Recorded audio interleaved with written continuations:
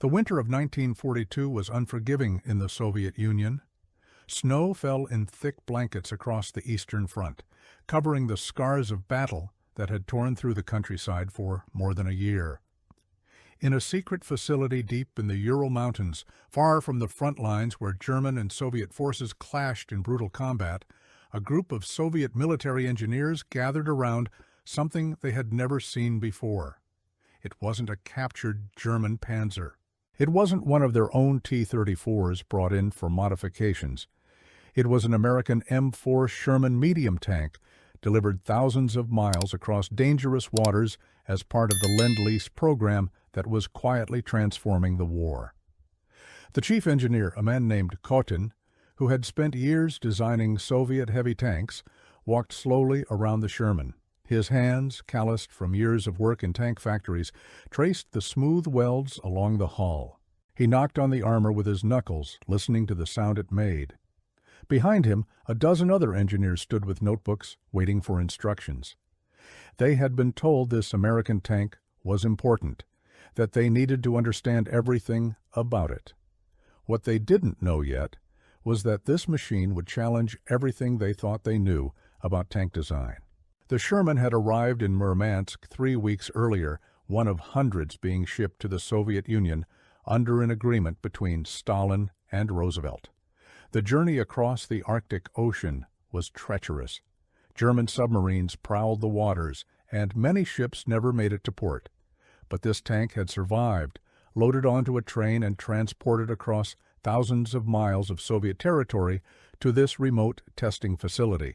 The Soviets had requested tanks from their Western allies, desperately needing equipment to replace the thousands of vehicles lost in the opening months of the German invasion. What they received was about to surprise them in ways they never expected. Kotin gave the order, and the engineers began their work. They measured every dimension of the tank. They examined every weld, every bolt, every component. The first thing that struck them was the finish quality. Soviet tanks were built in factories working around the clock under constant pressure to produce more vehicles, faster. Welds were often rough, surfaces unfinished, but the Sherman was different. The welds were clean, precise, almost artistic in their execution. The paint was evenly applied. When they opened the engine compartment, they found something even more remarkable. The Sherman's engine was a radial aircraft engine, similar to what powered American bombers. Soviet engineers were familiar with such engines, but seeing one in a tank was unusual. What amazed them more was the accessibility. Every component was easy to reach. Maintenance hatches were positioned logically. Tools were stored in compartments that made sense. One engineer, a veteran of the tank factories in Kharkov before they were evacuated east, shook his head in disbelief. He had spent years trying to design maintenance procedures for Soviet tanks where mechanics had to partially disassemble the vehicle just to reach certain components. Here was a tank where you could change spark plugs without removing the engine. They started the engine. It roared to life on the first attempt, even in the brutal cold. Soviet tanks, particularly the T-34s, were notorious for being difficult to start in winter. Crews often had to light fires under the engine compartment just to warm the oil enough to turn over. Some kept their engines running all night, rather than face the ordeal of restarting them in the morning. The Sherman started like it was a warm summer day. The engineers looked at each other with a mixture of admiration and embarrassment. Over the next several days, they put the Sherman through a series of tests. They drove it across rough terrain, pushed it through deep snow, ran it at maximum speed for hours. The reliability was astonishing. Soviet tanks, built for wartime production, often developed mechanical problems quickly. Transmissions failed, tracks broke, engines overheated. The Sherman just kept running. After 50 hours of hard testing, they hadn't experienced a single mechanical failure. One engineer wrote in his report that the tank seemed almost indestructible from a mechanical standpoint. But it wasn't just the mechanical reliability that impressed them. It was the design philosophy. Soviet tank designers had always prioritized three things: firepower, armor, and speed. Everything else was secondary. Crew comfort was barely considered. The T-34, which would become legendary as one of the best tanks of the war, was cramped, noisy, and exhausting to operate. The Sherman was different. It had space inside. The crew positions were laid out logically. There was a turret basket that rotated with the turret, so the crew didn't have to step over ammunition and equipment every time they traversed the gun. There were even cushioned seats. One of the test drivers, a tank veteran who had fought at Moscow and Stalingrad, was given the opportunity to drive the Sherman. He climbed in through the hull hatch, settled into the driver's seat, and paused. He had spent 2 years driving T-34s, hunched over in a position that left his back aching after every mission. The Sherman's driver position felt spacious by comparison. The controls were smooth, responsive. The transmission was actually easy to shift, unlike the brutally stiff gearbox of the T-34 that required hammering the stick with your fist to change gears. He drove the Sherman around the test track, making turns, backing up, running through all the maneuvers he had learned in combat. When he climbed out, he told the engineers something that would appear in their reports. This tank was designed by people who actually cared about the men who would use it. The reports began to pile up, page after page of technical analysis, comparing the Sherman to Soviet tanks. The Sherman's armor was thinner than the T-34's in some places, but it was well-sloped and made of good quality steel. The gun, a 75 millimeter, was comparable to Soviet weapons. The real differences emerged in the details. The Sherman had a gyro stabilizer for the main gun, allowing it to fire accurately while moving. Soviet tanks had no such system. The Sherman had excellent visibility, with periscopes positioned to give the crew a good view of the battlefield. The T-34's visibility was notoriously poor, with the driver essentially blind when the hatch was closed except for a narrow periscope. The electrical system in the Sherman fascinated the Soviet engineers. It was a 12-volt system, standardized and reliable. Every component was designed to be easily replaced. Soviet tanks used a variety of electrical systems, often incompatible with each other, and electrical failures were common. One engineer spent an entire day just studying the Sherman's wiring, making detailed diagrams. He noted that every wire was color-coded, every connection was secure, and troubleshooting problems would be straightforward even for a poorly trained mechanic. In Soviet tanks, electrical problems often required an expert to diagnose and hours to fix. As the testing continued, something interesting began to happen. The initial skepticism among some engineers gave way to genuine respect. These were men who had dedicated their careers to Soviet tank design, who had worked on some of the most innovative armored vehicles of the war. They were patriots who believed in Soviet engineering superiority. But they couldn't deny what they were seeing. The Sherman represented a different approach to tank design, one that prioritized reliability, maintainability, and crew efficiency in ways Soviet tanks didn't. The radio system was another revelation. American tanks came equipped with radios as standard equipment, and not just for the company commander. The Sherman had an intercom system that allowed the crew to communicate clearly, even during the chaos of battle. Soviet tanks rarely had such luxuries. Only command tanks had radios, and crew communication often relied on shouting or physical signals. The difference in tactical coordination this allowed was enormous. Engineers watching exercises with Sherman tanks noted how quickly they could respond to changing situations, how effectively they could work together. It wasn't just about the tank itself, but about the system it was part of. One senior engineer, a man named Astrov, who would later design successful Soviet self-propelled guns, spent a week examining the Sherman suspension system. American designers had used a vertical volute spring suspension, which was simple, reliable, and easy to maintain. It gave the tank a smooth ride and was nearly impossible to break. Soviet tanks used various suspension designs, some brilliant but complex, others simple but harsh. The Sherman suspension wasn't the most advanced they had seen, but it worked consistently, without failure. Astrov wrote in his notes that sometimes the best engineering wasn't the most clever, but the most practical. The ergonomics continued to impress.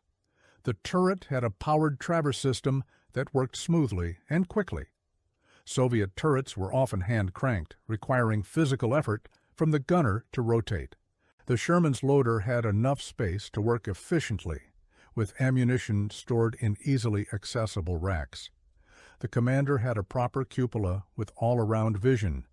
Every aspect of the design seemed to consider how the tank would actually be used in combat, how tired and stressed crews would operate it, how mechanics would service it under difficult conditions. Back in the Ural factory, news of these findings created interesting discussions. Soviet tank designers had worked under incredible pressure since the German invasion. They had evacuated entire factories ahead of the advancing enemy, set them up in new locations, and resumed production in record time. They had designed and built thousands of tanks under conditions that would have been impossible in peacetime. Their focus had been on quantity and key performance factors: armor, gunpowder, mobility. Everything else was stripped away to speed production and save resources. The Sherman showed them what was possible when you didn't have to make those compromises. There was no shame in this recognition. Soviet engineers were practical people. They understood that American industry operated under different conditions, with more resources, better manufacturing facilities, and time to refine designs. What the Sherman represented was the luxury of thoroughness, the ability to solve problems completely rather than just adequately. It was a tank built by a nation that wasn't being invaded, whose factories weren't under the threat of bombardment, who could take the time to get details right. Some of the findings were shared carefully with factory managers and designers. Certain improvements began appearing in Soviet tank production: better electrical systems, improved crew layouts where possible, more attention to maintenance accessibility, not copies of American designs, but adaptations of American principles. Soviet tanks would continue to prioritize different things than American tanks, but they could still learn from what the Sherman did well. The test crews who operated the Sherman in field exercises reported interesting findings about combat performance. The tank wasn't faster than a T-34 in a straight line, but it was easier to drive for long periods. Crew fatigue was significantly lower. In mock engagements, Sherman crews could maintain combat effectiveness longer because they weren't exhausted from fighting the machine itself. The stability of the gun platform meant higher accuracy, especially on the move.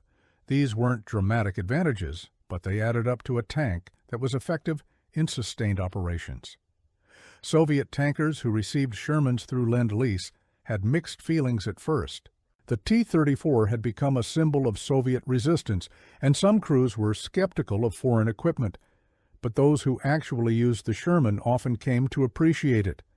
They nicknamed it MCHA, a Russian pronunciation of M4. Veterans would later recall that while the T-34 was a fearsome weapon, the Sherman was a reliable friend. It started when you needed it to start. It didn't break down on the way to battle. If something did go wrong, you could fix it. The armor thickness remained a concern. The Sherman's armor was adequate against most German tanks early in the war, but as the Germans deployed Tigers and Panthers with more powerful guns, the Sherman's protection became questionable. This was equally true for T-34s facing the same threats. The difference was that Soviet doctrine accepted higher casualties in exchange for numerical superiority. American doctrine, and thus American tank design, tried to keep crews alive through various means. Reliability meant tanks didn't break down and get left behind.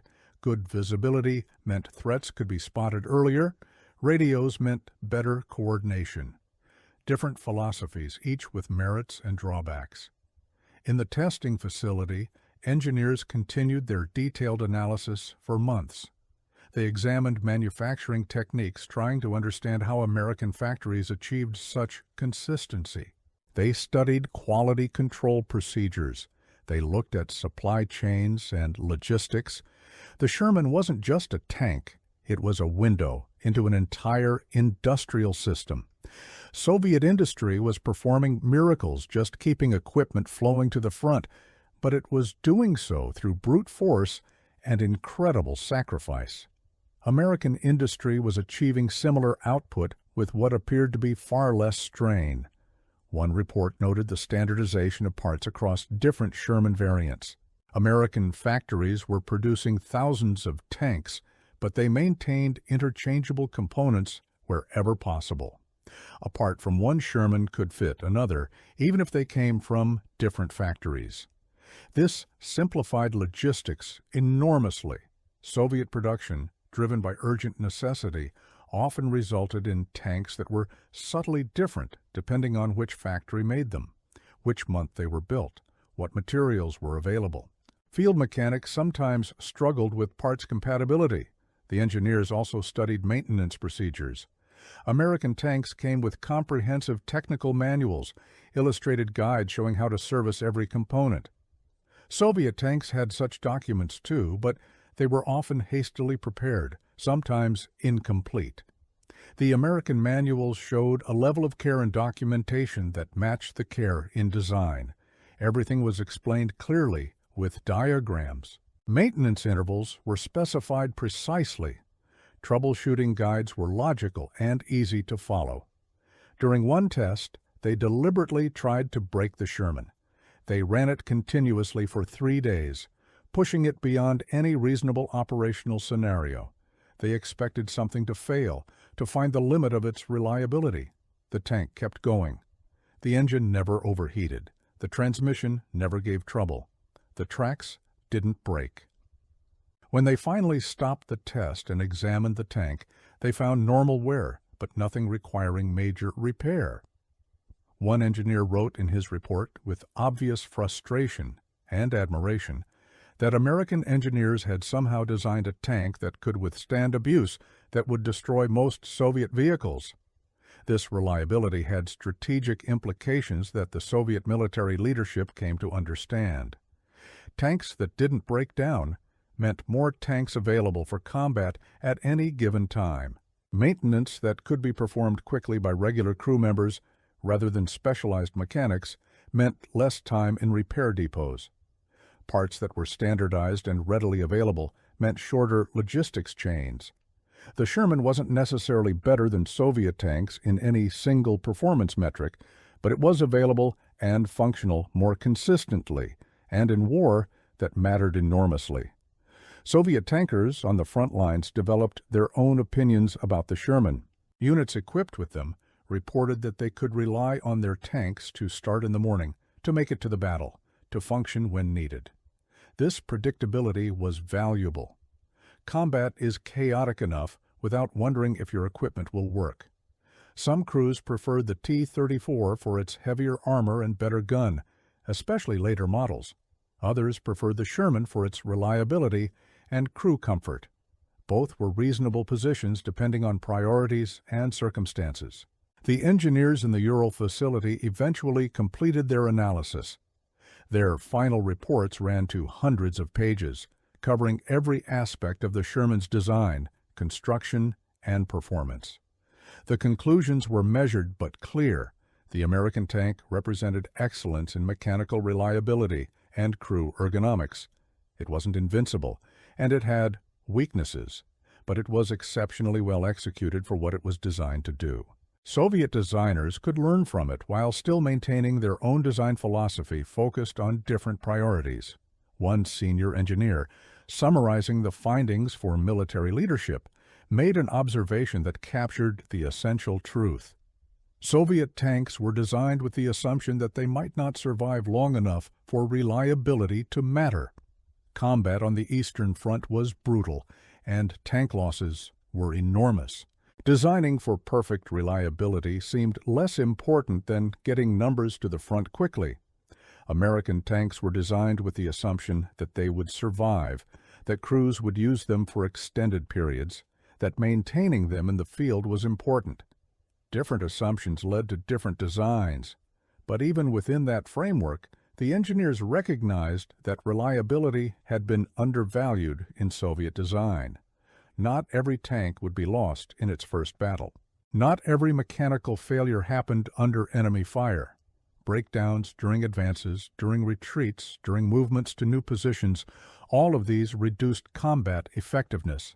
The Sherman showed that it was possible to build a tank that simply worked consistently under all conditions. This was valuable, regardless of design philosophy. American industrial methods also impressed the Soviet observers. The Sherman was produced in enormous numbers across multiple factories, yet maintained consistent quality. This wasn't just about having more resources, it was about manufacturing processes, quality control systems, worker training, and management techniques. Soviet factories were achieving impressive output despite enormous hardships, but they were doing it through heroic individual efforts and constant improvisation. American factories seemed to run like precision machines themselves. As the war progressed and more Shermans arrived in the Soviet Union, they were distributed to various units. Some tank brigades operated mixed formations with both T-34s and Shermans. Commanders learned to use each type according to its strengths. Shermans were valued for long-distance operations where reliability mattered most. They were appreciated in situations requiring sustained combat operations. Their radios made them excellent for command tanks. The T-34s, particularly later models with improved guns and armor, were often preferred for direct confrontations with German heavy armor. Soviet veterans would later tell stories about their experiences with both types of tanks. Some remembered the T-34 as the tank that saved Russia, the weapon that stopped the Germans and drove them back. Others remembered the Sherman as the tank that never let them down, that started on the coldest mornings, that got them home after battle. Both perspectives had truth. The war was won with many different weapons, many different contributions. The engineers who studied that first Sherman in the Ural facility continued their work throughout the war and after.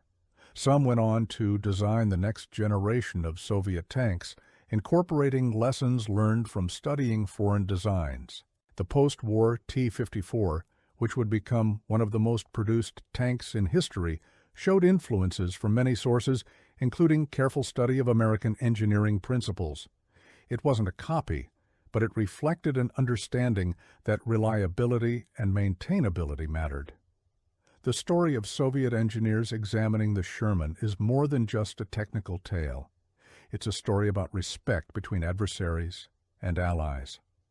The Germans and Soviets were enemies, fighting a war of annihilation.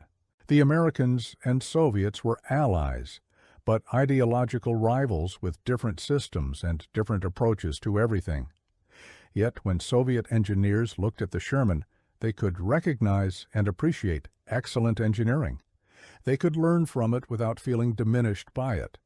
The lead engineer, Kotin, wrote a personal note in his journal after completing the Sherman analysis. He described walking around the tank one final time before it was sent to the front.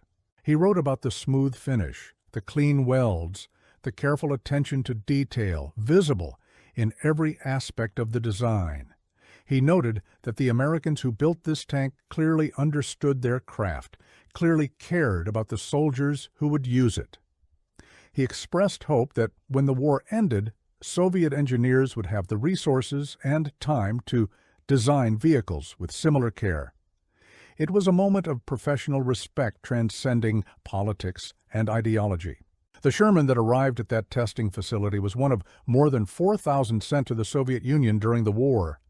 It represented a massive transfer of military equipment, part of the Lend-Lease program that provided the Soviets with not just tanks, but trucks, aircraft, food, raw materials, and countless other supplies.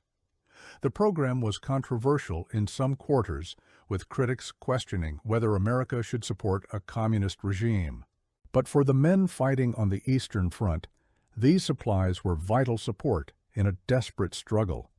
Soviet leader Stalin himself acknowledged the importance of American aid, though often grudgingly and rarely in public. He understood that while Soviet soldiers did the fighting and dying, American production helped keep them supplied. The relationship was complex, mixing gratitude with resentment, cooperation with suspicion. But at the level of soldiers and engineers, there was often simpler appreciation. A tank that worked was a tank that worked regardless of where it came from. The Eastern Front consumed equipment at a terrifying rate. Tanks, trucks, aircraft, artillery pieces, all were lost in enormous numbers. The industrial capacity to replace these losses was critical to survival and eventual victory. Soviet factories, relocated and rebuilt under incredible pressure, produced vast quantities of equipment. But they couldn't produce everything needed.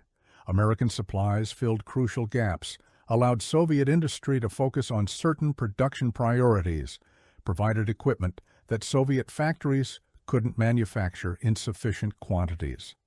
The reliability of American equipment proved particularly valuable during the great offensives of 1943 and 44. As Soviet forces advanced westward, pushing the Germans back toward Berlin, logistics became increasingly challenging.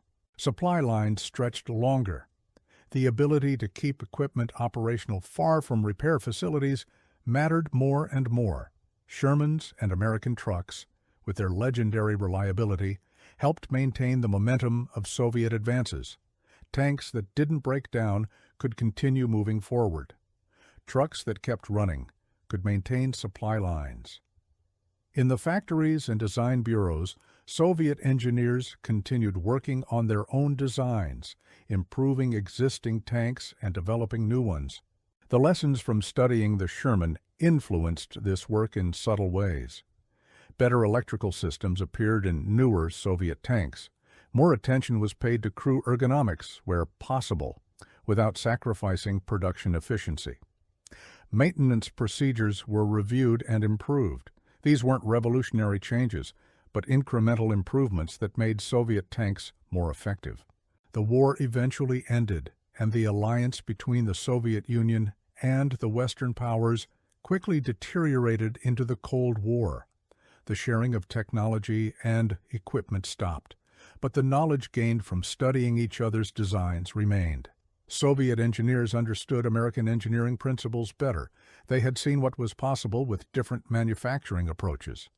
This knowledge influenced Soviet design philosophy for decades. Post-war Soviet tanks showed this influence clearly. The T-54 and later the T-55 were known for being reliable by Soviet standards. They were designed for easier maintenance than earlier models. They incorporated better ergonomics within the constraints of Soviet design priorities. They were still different from American tanks, still reflected different tactical doctrines and different industrial capabilities, but they showed that Soviet designers had learned from what they had seen. American engineers, for their part, also studied captured Soviet equipment and learned from it. The T-34's sloped armor influenced American designs. Soviet approaches to simplicity and ease of production in wartime conditions were noted and sometimes copied. The exchange of knowledge went both ways, even if indirectly through captured equipment and detailed analysis. The Sherman itself continued to serve in armies around the world long after World War II ended. It saw combat in Korea, in the Middle East, in various smaller conflicts. Its reliability and ease of maintenance made it valuable even as newer, more powerful tanks appeared. Some Shermans remained in service into the 1970s, a testament to the soundness of the basic design. For the Soviet engineers who first examined that Sherman in the Ural testing facility during the harsh winter of 1942, the experience was professionally transformative. They had entered the war with confidence in Soviet design superiority, with the belief that their approaches were best. They emerged with a more nuanced understanding. Soviet tanks had their own strengths, their own excellence in different areas. But the Sherman showed them that reliability and careful attention to human factors could be just as important as armor thickness or gunpowder. This recognition didn't diminish Soviet achievements. Building thousands of tanks under wartime conditions, with factories relocated and resources scarce, was an incredible feat. The T-34 earned its legendary reputation through effective design and massive production under circumstances that would have overwhelmed many nations. Soviet tankers fought with tremendous courage and skill, often overcoming equipment limitations through determination and tactical innovation. The contribution of Soviet forces to the eventual defeat of Germany cannot be overstated, but acknowledging the excellence of the Sherman's engineering didn't take away from any of that. It simply recognized that different nations, different industrial systems, different circumstances, all produced different solutions to the same problems. The Sherman was excellent at what it was designed to do. Soviet tanks were excellent at what they were designed to do. Learning from each other made both better. The veteran tank driver who first tested the Sherman at the facility eventually returned to combat. He fought in a T-34 during the advance on Berlin, survived the war, and went home to rebuild his life. Years later, in an interview, he was asked about the different tanks he had operated during the war. He spoke respectfully of the T-34, calling it a weapon that had saved his country. When asked about the Sherman, he smiled slightly. He said it was the most reliable machine he had ever operated, that it felt like the Americans had actually thought about the men who would use it. Both statements were true. Both tanks had value. Both contributed to victory in different ways. The story of Soviet engineers examining the Sherman and recognizing its remarkable reliability is ultimately a story about professional honesty and the universal language of good engineering. These men could have written dismissive reports protecting Soviet pride and justifying existing approaches. Instead, they documented what they found honestly, acknowledged excellence when they saw it, and tried to learn from it. This intellectual honesty, even in the midst of a terrible war, even within a system not always known for encouraging such honesty, deserves recognition. Engineering is, at its core, about solving problems. The Soviets faced the problem of building enough tanks quickly enough to stop and eventually defeat the German invasion. They solved it brilliantly with innovative designs produced in staggering quantities under impossible conditions. The Americans faced the problem of building tanks that could be shipped across oceans, operated by crews with varying levels of training, and maintained under diverse conditions. They solved it with designs that prioritized reliability and usability. Both solutions were valid. Both were excellent responses to their specific challenges. When those Soviet engineers completed their analysis and sent their reports up the chain of command, they included a simple statement that captured their essential finding. American designers, they wrote, had created a tank that worked. It worked when you started it, it worked when you drove it, it worked when you fought in it, and it kept working day after day without failure. In the chaos and horror of war, where so much goes wrong, where so much is unpredictable, having equipment that simply works was invaluable. That was the Sherman's greatest achievement, and that was what impressed those Soviet engineers most deeply. The war moved on. Tanks fought and were destroyed across the vast expanses of the Eastern Front and on other battlefields around the world. Crews lived or perished, often based on factors far beyond the quality of their equipment.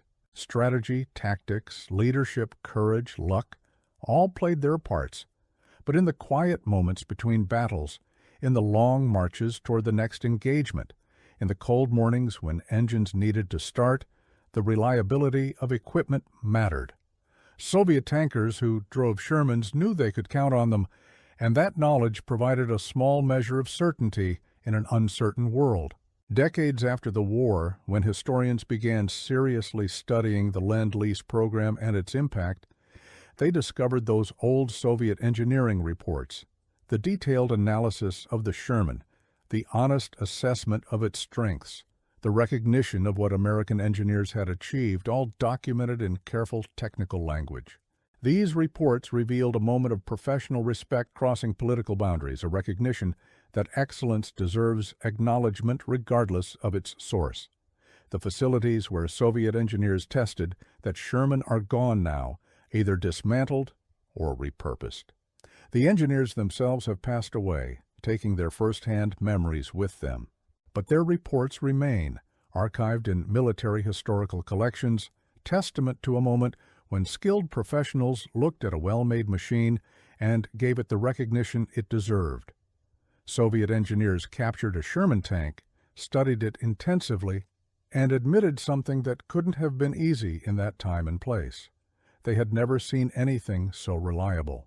That honesty, that professional integrity, honors both the engineers who made the admission and the designers who created the machine that earned it. The legacy of this encounter extends beyond the immediate impact on Soviet tank design. It represents a broader truth about technology and human achievement. Good engineering speaks a universal language. When something is well designed, when careful thought has gone into every detail, when the result is equipment that works reliably under demanding conditions, professionals can recognize and appreciate that excellence, even if it comes from a rival or ideological opponent. In the end, the story of Soviet engineers and the Sherman tank is a reminder that even in the darkest periods of history, even during wars of unprecedented scale and brutality, human beings can still recognize quality, still acknowledge excellence, still learn from each other. The war was won through the combined efforts of millions of people using weapons and equipment from many sources. The Sherman played its part, earning respect through reliable performance. Soviet engineers gave it that respect, honestly and professionally, and in doing so demonstrated that the pursuit of good engineering transcends political systems and national boundaries. That first Sherman tested in the Ural facility probably didn't survive the war. Most tanks didn't. It likely fought in battles whose names we know from history books, operated by a crew whose names we'll never know. Perhaps it was destroyed by a German anti-tank gun, or perhaps it broke through to Berlin and was eventually scrapped after the war ended. Whatever its fate, its contribution was significant in an unexpected way. By allowing Soviet engineers to study what excellent reliability looked like, by showing what was possible with careful design and quality manufacturing, it influenced Soviet engineering thought and contributed to improvements in their own designs. That may have been as important as anything it accomplished in direct combat. The respect those Soviet engineers showed for American engineering was returned in its own way when American engineers studied captured Soviet tanks and learned from them.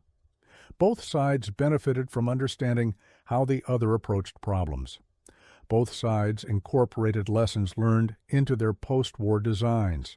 The competition continued in the Cold War, but it was a competition between opponents who understood each other's capabilities, who had learned from studying each other's work. Today, when we look back at the tanks of World War II, we can appreciate them for what they were, solutions to incredibly difficult problems, designed and built under extraordinary pressure. The Sherman, the T-34, the various German tanks, all represented different approaches, different priorities, different industrial and tactical philosophies. None was perfect. All had strengths and weaknesses.